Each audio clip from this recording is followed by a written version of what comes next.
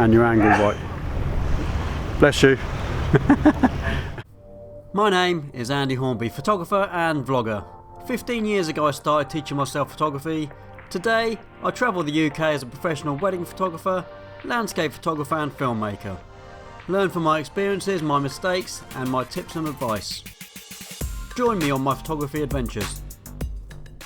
Hey guys, welcome to another video. Today I'm going to be talking about this thing and what it can do for you, because my video that I put out before actually worked out really well and I get a lot of questions about some of the things and some of the aspects in that video.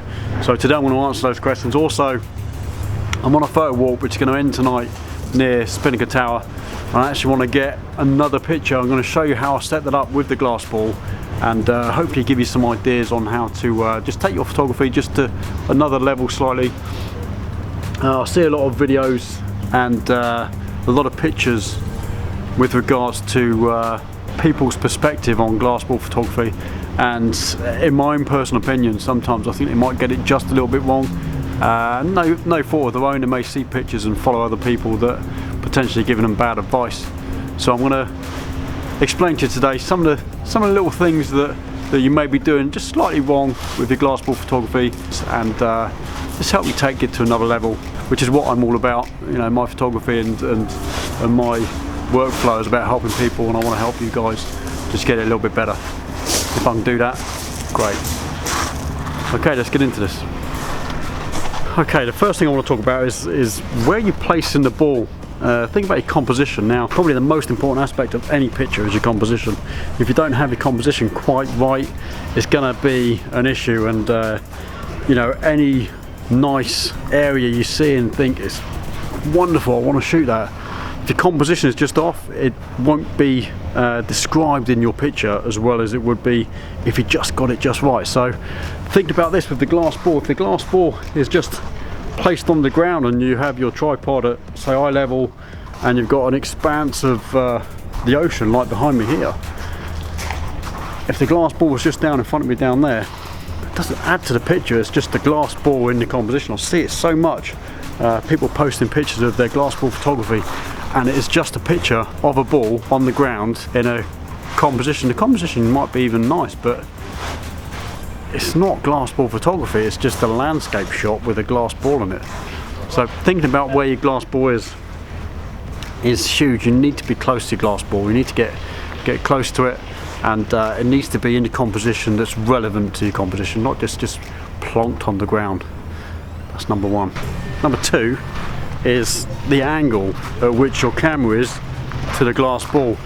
If you're too far elevated above or below the angle of the glass ball, the horizon line, if you can see the horizon line, is going to be off. So your image inside the glass ball is inverted, and if you're too far above the horizon line or the level with your glass ball in relation to the horizon, your horizon is going to be curved like that, and it's going to look, well, actually it's going to be like that. It's going to be really, really horrible and detract you from the image. So you're getting close to the glass ball and the picture inside the glass ball is going to be in focus if your horizon line's off. And I've done that. You need to break the rules sometimes, and it's good to break the rules. I've done it lots and lots in a lot of my pictures, and you can see that from some of the pictures I post. But if your composition isn't right and the glass ball isn't at the right angle, it just won't work. It's just not going to work. So make sure you get your composition and your angle right. Bless you. And make sure you get your angle right. So yeah, that's number two. Okay, number three is the focus. Now, so I'm just talking. So you can have a really, really good composition. You can have your angle is perfect, but if your focus on the wrong thing, it's going to knock the entire image out. Now, the reasons why I say this, and it's really tricky to sort of understand, is you want to be focusing on the picture that's inside the glass ball and not the overall image. This kind of goes against what landscape photography is about, because we shoot landscape photography at f10 for a reason, so that everything's in focus. You need to break that wall with glass ball photography, because you need to focus on the landscape image inside the glass ball. Essentially, you need to make sure you're focused on the image that's inside the glass ball and not your image behind, if you like, or the backdrop, which actually leads me pretty good into number 4, so I'll go straight to number 4, and that is your background being too small or not having a relevant background. So if you take a glass ball, you've got a composition, your glass ball is at the right angle, and you'll focus on the glass ball or the image inside the glass ball, but there's actually nothing in the background, you know, or you've got to remember that glass ball photography, it doesn't magnify your image at all. It inverts it and actually makes it look a bit further away. So what you have to do is have some kind of landmark or something big inside your image to make it stand out. There's no point in just taking an image of a field or the sea unless there's something in the composition behind that's going to add to the story of the image inside the glass ball. Okay, a nice sky might work quite well if you've got a sky, but if you've literally just got like the ocean, if you're literally just going to take a picture of that with a glass ball, donk, ain't going to work, ain't going to look right, because A, it's going to look further away. Even the boat that's just there, you can't see it because actually on this wide angle it looks further away than what it is. Even if the boat was closer, inside the glass ball it's going to look teeny. I mean, you'll see some of the images I've been putting on with this video.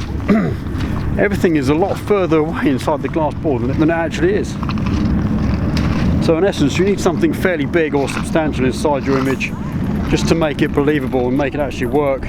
There's no point in having just a horizon or a field or the sea, or it doesn't make any sense. I see a lot of pictures that are composed wrong, they're angled wrong, the focus is off because it's not focused on the image inside the glass ball, and there's nothing in the image anyway. These are the 4 things that I think you need to look at when you're shooting glass ball photography and really get right, you know. Some of the pictures I've shown you here work quite well because I live in Southsea, so we've got the pier which is actually behind me that I've shot a lot of times there. I do my actual glass ball workshops from just up the top here, and it actually works really well because this is actually quite big in the image and you get quite close to it and it works really well.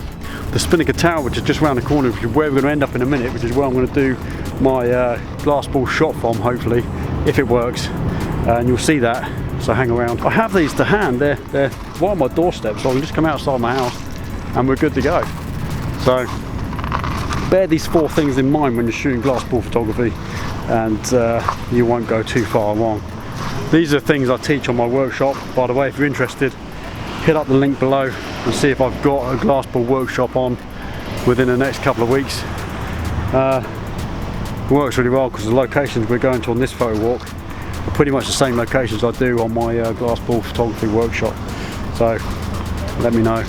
Anyway, we're going to be moving on in a second, head round to Spinnaker Tower for sunset, and then I'm going to be doing the glass ball photography after the sun goes down, so that's going to be good fun.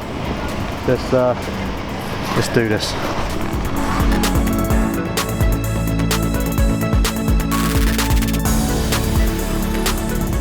Okay, so this may look a little bit strange. I put some lights around my arm and glass ball is just there, camera is just there, and I'm doing this now. Actually, I'm going to do the actual shot in a little while because it's not dark enough yet. I'm doing this to show you how I do this. So what I'm going to do is have my hand out in front of my lens. I'm at f4 actually, but I'm focusing on the picture of the Spinnaker Tower, which is just over there. I'll show you there. So the picture of the Spinnaker Tower, but the picture that's inside the glass ball, not the background. So you need to understand that. So you focus on that, and I have to focus every time because my arm's moving. So I'm going to have to. The good thing about Sony is I've got focus peaking, so I can peak my focus, so I can zoom in and find focus on the Spinnaker Tower inside the glass ball and take the shot. And that is how I'm going to get this image that you're just about to see.